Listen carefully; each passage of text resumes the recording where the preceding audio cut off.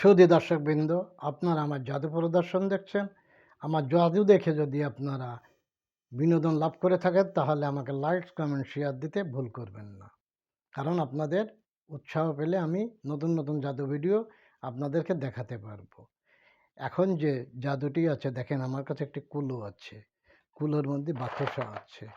এই বাতাসা থেকে আমি আপনাদেরকে মুড়ি তৈরি করে খাওয়াবো। এই বাতাসা থেকে আমি আপনাদেরকে মুড়ি তৈরি করে খাওয়াবো। তাই একটি কুলোর পর বাতাসা আছে, এই বাতাসার থেকে মুড়ি হয়ে যাবে।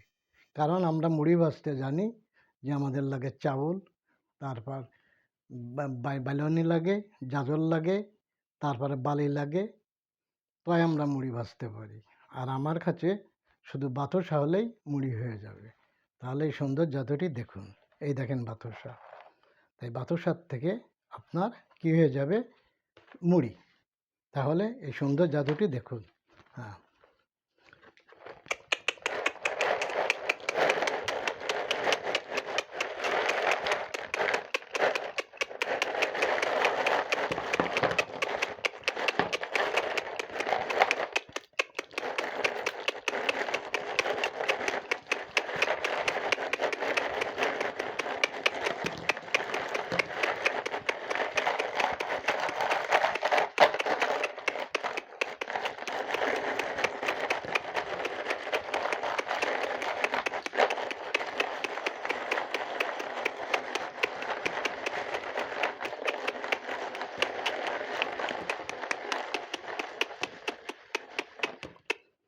তাহলে দেখেন,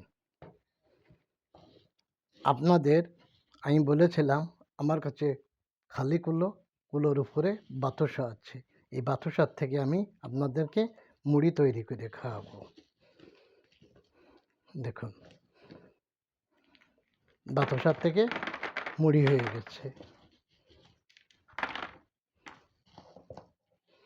এই সুন্দর জাদুটি দেখার জন্য সকলকে ধন্যবাদ।